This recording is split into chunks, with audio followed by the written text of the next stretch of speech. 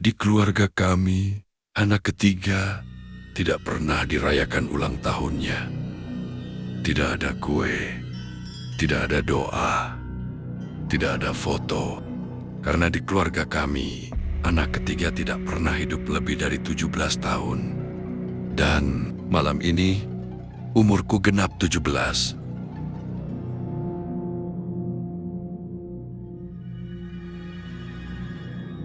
Assalamualaikum warahmatullahi wabarakatuh. Selamat datang kembali di negeri misteri. Tempat di mana rahasia tidak pernah benar-benar terkubur dan keluarga tidak selalu berarti perlindungan. Matikan lampu, gunakan headset, dan pastikan kamu siap. Karena kisah malam ini bukan tentang hantu, tapi tentang darah dan janji yang diwariskan dari ayah ke anak.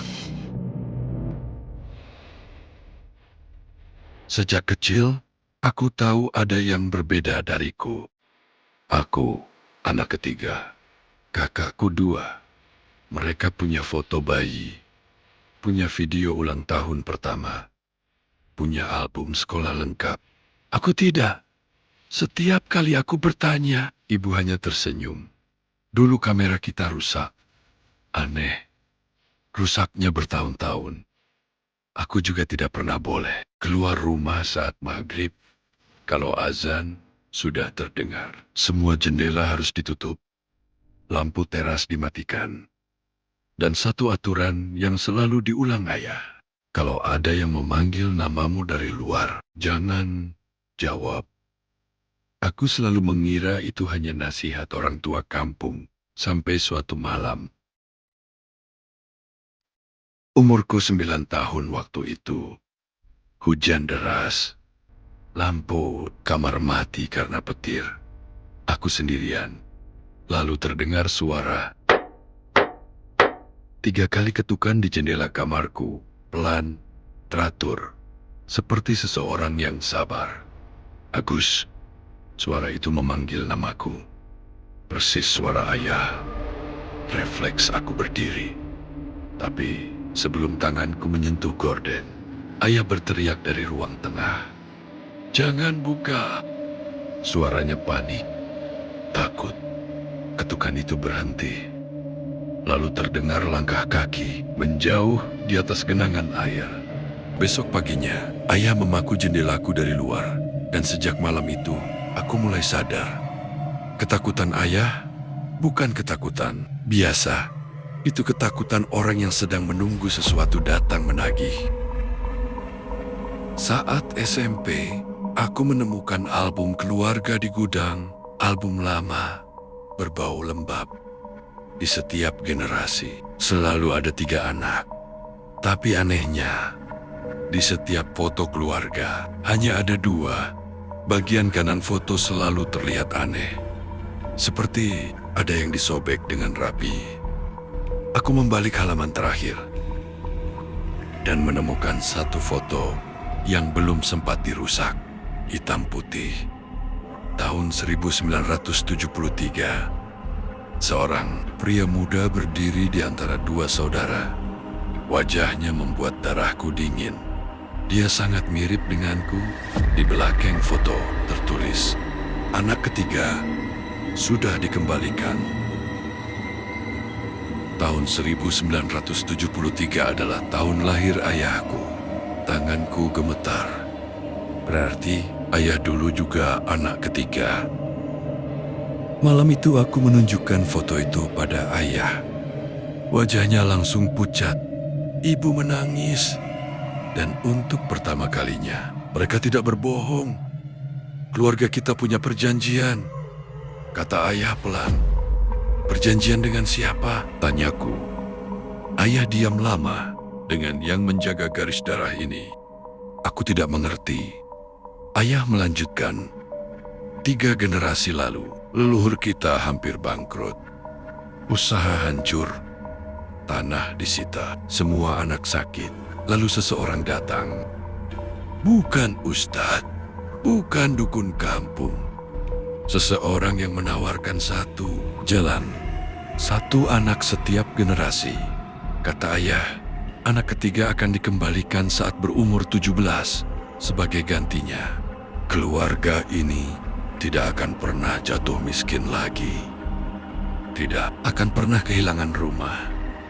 Tidak akan pernah benar-benar hancur. Aku tertawa waktu itu. Kupikir ayah bercanda. Sampai ayah mengatakan satu hal. Seharusnya aku yang dikembalikan. Dunia seperti berhenti. Tapi kakekmu memohon. Dia minta penundaan. Penundaan, bukan pembatalan. Penundaannya adalah anakku nanti, kata ayah. Anak ketiga generasi berikutnya. Aku, sejak kecil. Aku bukan anak yang dilindungi. Aku adalah waktu, tambahan, hutang yang ditangguhkan. Dan tahun ini, waktunya habis. Aku marah. Aku berteriak. Aku menyebut mereka gila. Tapi ekspresi ayah tidak berubah. Itu bukan wajah orang yang sedang bercanda. Itu wajah orang yang sudah menerima kenyataan. Kalau kita tidak lakukan, kata ibu dengan suara hancur, yang diambil bukan cuma kamu. Apa maksudnya? Semua rumah ini, kakakku, ayah, ibu, perjanjian, itu bukan cuma soal satu nyawa. Itu soal garis keturunan. Seminggu sebelum ulang tahunku ke-17, aku mulai bermimpi. Aku berdiri di depan cermin besar. Tapi di pantulan itu bukan aku. Seorang pria tua, matanya kosong, kulitnya pucat. Dia menyentuh permukaan cermin dari dalam dan berkata pelan, "Sudah waktunya." Aku terbangun setiap jam 3:17 pagi. Selalu jam yang sama. Jam di dinding berhenti tepat di angka itu. Dan yang paling aneh, bayanganku di lantai kadang terlambat bergerak. Sepersekian detik, terlambat. Besok aku genap 17. Rumah terasa berbeda. Lebih dingin, lebih sunyi. Kakakku tidak pulang. Katanya sengaja dikirim ke rumah saudara. Ayah membeli lilin. Ibu menyiapkan kain putih. Tidak ada yang menjelaskan detail ritualnya. Dan itu yang membuatnya lebih menakutkan. Karena ini bukan ritual yang baru pertama dilakukan. Ini tradisi yang sudah sukses berulang kali. Dan aku tahu satu hal. Jika semua generasi sebelumnya benar-benar dikembalikan, berarti mereka tidak mati. Mereka ada di suatu tempat, menunggu. Tidak ada ucapan selamat ulang tahun. Jam menunjukkan pukul 10 malam ketika ayah memanggilku ke ruang tamu. Karpet digulung. Meja dipindahkan ke sudut. Di tengah ruangan diletakkan cermin besar tua. Cermin itu bukan milik kami. Bingkainya kayu hitam, penuh ukiran aneh seperti sulur tanaman yang saling melilit. Permukaannya tidak sepenuhnya bening, seperti ada kabut tipis di dalamnya. Di sekeliling cermin, ibu menaruh 7 lilin putih membentuk lingkaran. "Apa ini?" tanyaku. Ayah tidak langsung menjawab. Dia menggambar sesuatu di lantai dengan kapur putih. Sebuah simbol lingkaran dengan 3 garis yang saling memotong di tengah. 3 garis, katanya pelan. 3 anak. Aku berdiri kaku. Kalau memang ini perjanjian, kenapa harus cermin? Ayah akhirnya menatapku. Karena yang datang bukan dari luar. Dadaku sesak. Dia datang dari dalam. Sambil menunggu jam mendekati tengah malam, ayah mulai bercerita. Leluhur kami dulu adalah pedagang tanah. Bangkrut total karena ditipu rekan bisnis. Hutang menumpuk. Anak-anaknya sakit. Istrinya hampir meninggal. Lalu suatu malam, seorang pria tua datang. Tidak ada yang tahu dari mana asalnya. Tidak membawa tas. Tidak membawa kitab, tidak membawa jimat, hanya membawa sebuah cermin. Pria itu berkata, "Garis darahmu kuat, tapi terlalu penuh. Harus ada yang dikembalikan." Leluhur kami tidak mengerti. Pria itu menjelaskan, setiap generasi memiliki 3 cabang energi, 3 potensi, 3 jalur kehidupan. 1 harus dikorbankan agar 2 lainnya selamat dan berkembang. Sebagai gantinya, usaha akan bangkit, keluarga akan stabil, tidak akan pernah benar-benar hancur. Dan anehnya, sejak malam itu, usaha leluhur kami benar-benar pulih. Tapi anak ketiganya menghilang saat umur 17. Tanpa jejak, tidak ada jenazah, tidak ada kuburan, hanya hilang. Dan cermin itu diwariskan. "Ayah dulu, anak ketiga," kataku pelan. Ayah mengangguk. Seharusnya ayah yang masuk ke cermin itu. "Kenapa tidak?" Ayah diam lama, terlalu lama. Akhirnya ibu yang menjawab, "Karena waktu itu ayahmu mencoba lari." Darahku seperti berhenti. Ayah memejamkan mata. Ayah pergi dari rumah saat umur 17, menolak ritual, menolak percaya. Lalu, 3 hari setelah itu, kakak ayah kecelakaan. Aku merinding. "Kebetulan?" tanyaku. Ayah menatapku kosong. Hari berikutnya, usaha keluarga tiba-tiba disita. Surat-surat tanah hilang, semua tabungan terkunci. Dan ibu ayah ditemukan tidak sadarkan diri di depan cermin ini. Hening, waktu itu kakekmu mengerti perjanjian tidak bisa dibatalkan, hanya bisa dipindahkan.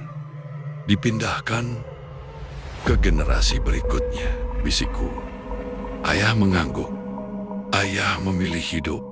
Kalimat itu menusuk lebih tajam dari pisau. Udara semakin dingin. Lilin mulai berkedip tidak stabil. Aku berdiri di depan cermin. Permukaannya tidak memantulkan dengan normal. Pantulanku sedikit terlambat. Seperti koneksi lambat. "Kalau aku menolak?" tanyaku. Ibu menangis lagi. Ayah menjawab tegas. "Yang diambil bukan cuma kamu." Jam menunjukkan pukul 11:59. Ayah memegang bahuku. "Dengarkan baik-baik, kamu hanya perlu berdiri di dalam lingkaran. Jangan keluar. Jangan menoleh kalau ada suara lain. Lalu, kalau dia muncul, jangan bicara lebih dulu. Siapa?" Jam berdentang. Tepat 12 malam. Semua lilin padam sekaligus. Cermin mulai berembun. Udara terasa berat. Aku melihat bayangan bergerak, tapi bukan di belakangku. Di dalam cermin, sosok itu muncul perlahan. Pria tua yang sama dari mimpiku. Wajahnya identik denganku, tapi lebih tua, lebih kurus. Matanya kosong seperti lubang. Dia menyentuh permukaan dari dalam. Dan permukaan cermin beriak seperti air.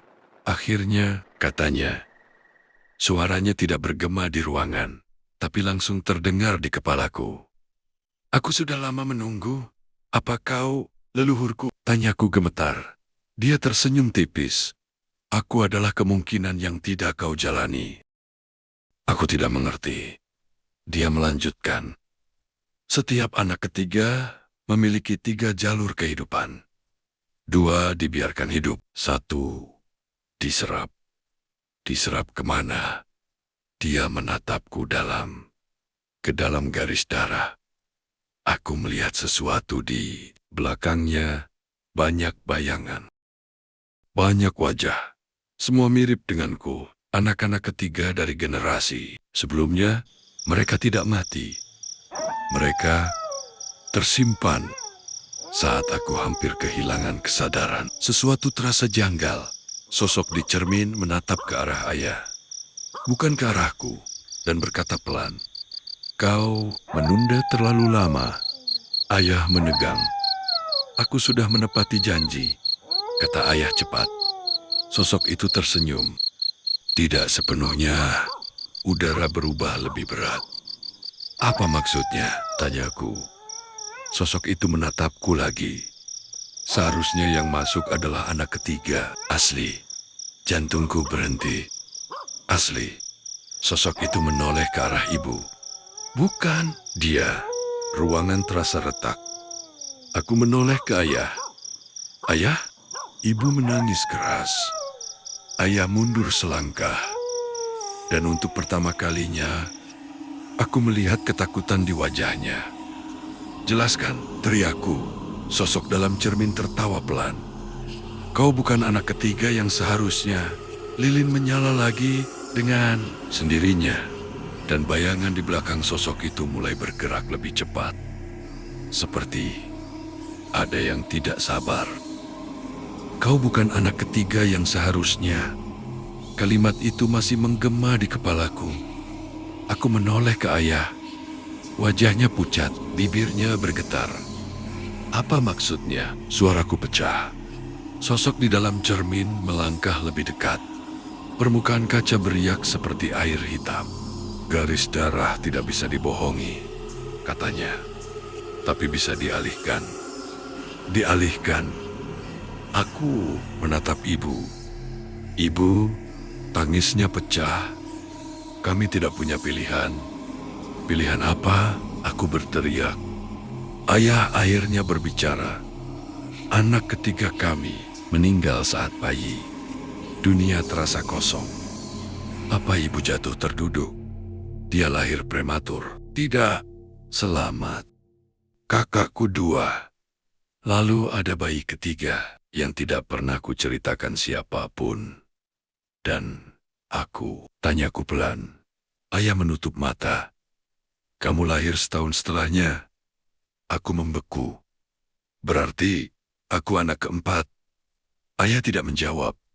Karena jawabannya lebih buruk dari itu. Kami mengadopsimu. Suara ibu hampir tak terdengar. Jantungku seperti dihantam dari dalam. Adopsi. Bukan resmi. Kata ayah cepat. Seorang kenalan jauh tidak mampu membesarkanmu. Semua terasa seperti jatuh. Satu persatu. Namaku, kelahiranku. Semua cerita masa kecilku. Sosok di cermin tertawa pelan.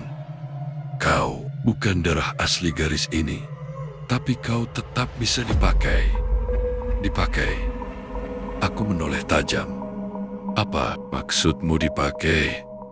Sosok itu menjawab dengan tenang. Perjanjian meminta anak ketiga garis darah. Bukan sekadar anak ketiga dalam rumah. Udara mendadak sangat dingin.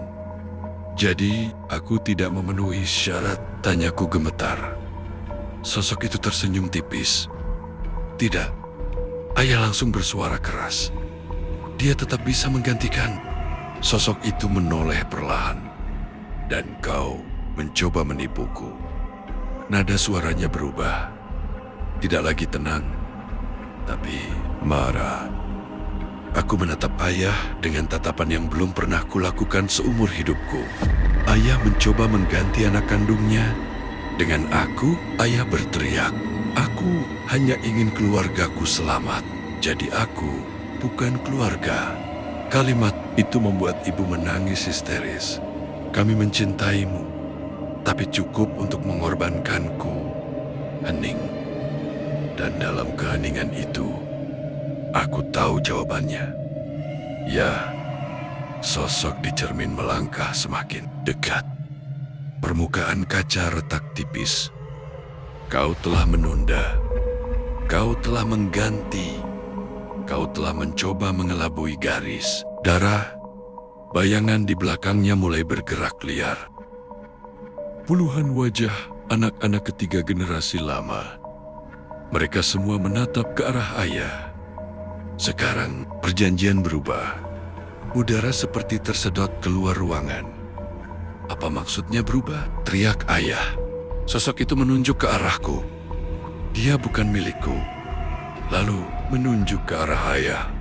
Tapi kau masih Ayah mundur. Tidak, aku sudah memindahkannya. Sosok itu menggeleng. Perjanjian tidak mengenal adopsi. Kalimat itu jatuh seperti palu. Kau menipu perjanjian.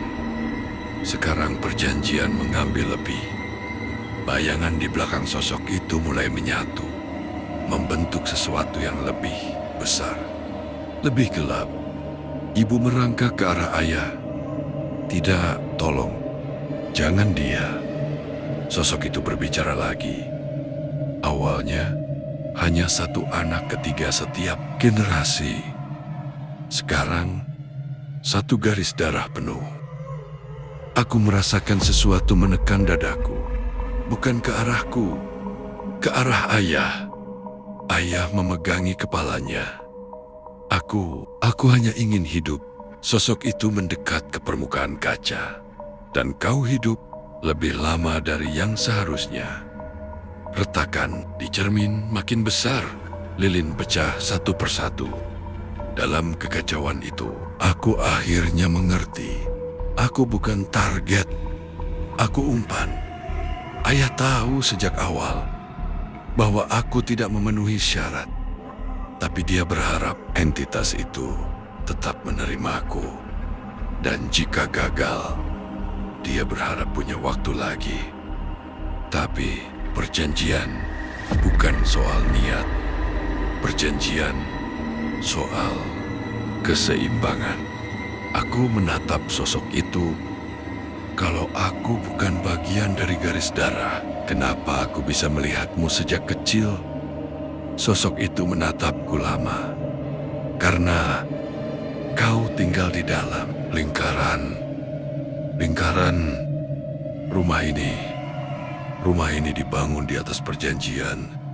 Energinya melekat pada siapapun yang tumbuh di dalamnya. Aku bukan darahnya, tapi aku tumbuh dalam medan perjanjian itu. Cukup dekat untuk terlibat, tapi tidak cukup murni. Untuk menggantikan, ayah jatuh berlutut. Wajahnya mulai berubah. Keriput muncul cepat. Rambutnya memutih dalam hitungan detik. Ibu menjerit. Tidak, ambil aku saja. Sosok itu tersenyum. Kau bukan garis ketiga. Udara menjadi sangat berat. Ayah menatapku untuk pertama kalinya tanpa kebohongan. Aku minta maaf. Itu saja. Tidak ada pembelaan.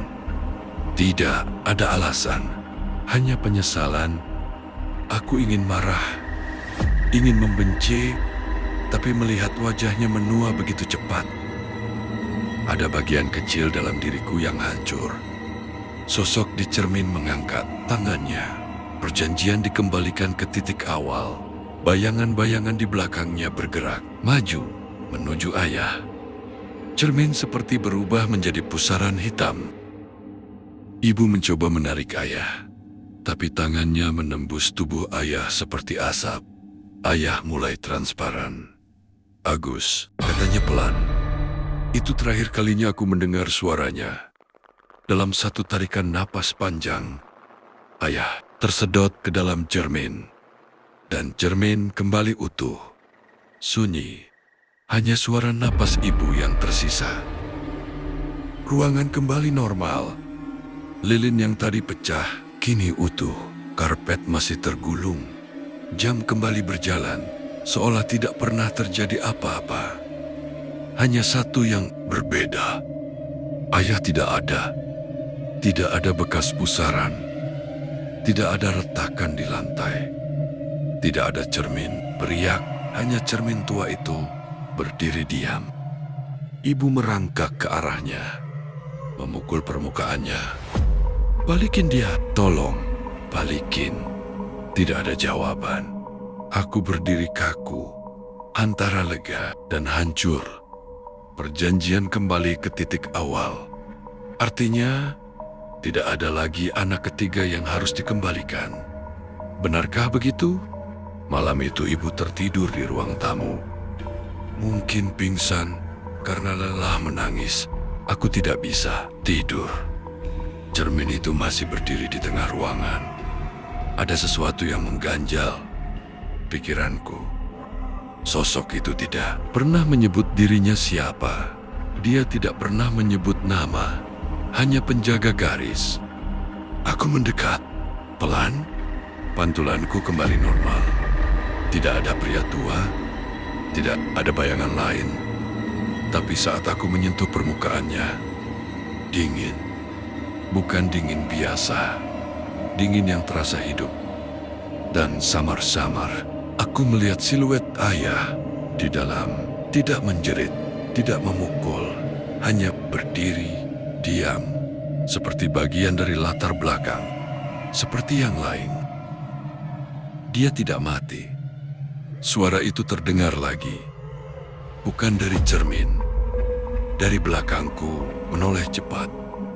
Tidak ada siapapun, tapi dia tidak akan kembali.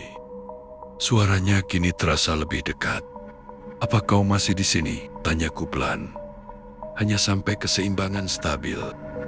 Keseimbangan apa lagi? Bukankah sudah selesai? Hening sejenak. Belum. Darahku kembali dingin. Perjanjian awal adalah satu anak ketiga.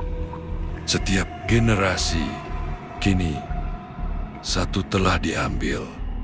Lalu, generasimu belum punya tiga. Aku membeku. Aku bukan anak kandung. Kakakku dua. Anak ketiga asli meninggal saat bayi. Artinya, garis darah itu masih belum genap. Masih belum lengkap. Kalau nanti kakakku punya 3 anak, tanyaku perlahan. Perjanjian tetap berjalan. Jantungku berdegup keras. Berarti ini tidak pernah benar-benar berakhir. Perjanjian tidak dibuat untuk berakhir. Itu dibuat untuk bertahan. Beberapa minggu setelah ayah menghilang, kami melapor ke polisi. Statusnya orang hilang. Tidak ada bukti kekerasan. Tidak ada saksi. Hanya ruang tamu biasa. Kami mencoba menjual rumah itu. Tidak ada yang jadi membeli. Setiap calon pembeli selalu membatalkan di detik terakhir. Ada yang tiba-tiba sakit. Ada yang kecelakaan kecil. Ada yang mengaku merasa tidak nyaman saat masuk. Rumah itu seperti menolak ditinggalkan. Aku mulai mengerti. Rumah ini bukan sekadar tempat tinggal. Ini lingkaran perjanjian. Selama rumah berdiri, perjanjian aktif. Suatu malam, aku berdiri lagi di depan cermin. Kalau rumah ini dihancurkan, tanyaku. Tidak ada jawaban. Aku mengulang. Kalau garis darah berhenti di sini, hening lebih lama. Lalu akhirnya suara itu muncul lagi. Keseimbangan selalu mencari jalannya.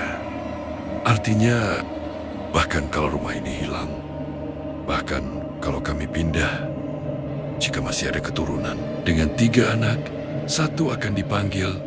Aku menatap pantulanku. Aku bukan darah mereka. Artinya, aku bebas. Tapi kakakku, anak-anak mereka nanti, aku bisa pergi, bisa memutus kontak, bisa menjalani hidup normal, atau aku bisa melakukan sesuatu yang tidak pernah dilakukan leluhur kami, menghentikannya dari dalam. Malam terakhir sebelum aku memutuskan pergi dari rumah itu, aku berdiri di depan cermin sekali lagi. Kalau aku masuk sendiri, tanyaku, hening. Aku bukan garis darah, tapi aku tumbuh di lingkaran ini. Permukaan cermin beriak tipis. Pengorbanan sukarela mengubah pola. Bagaimana? Tidak lagi bergenerasi, tapi final. Napasku tercekat. Artinya, kalau aku masuk sekarang, garis berhenti. Aku menatap siluet ayah di dalam sana. Dia tidak menjerit, tidak memohon. Mungkin karena dia tahu ini akan terjadi. Aku tersenyum pahit. Aku memang bukan darah mereka, tapi aku tumbuh bersama mereka. Dan meski aja memilih hidupnya sendiri dulu, dia tetap membesarkanku, menyekolahkanku, mengajarkanku naik sepeda.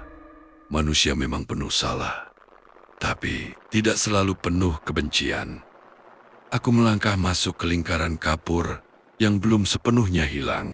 Agus, suara ibu terdengar dari belakang.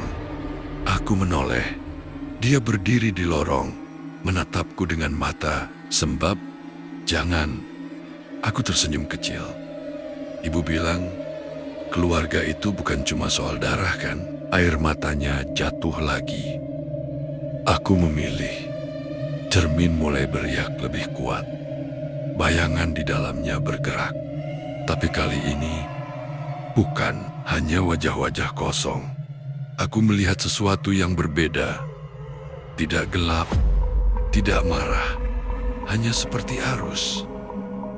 Seperti aliran yang menunggu.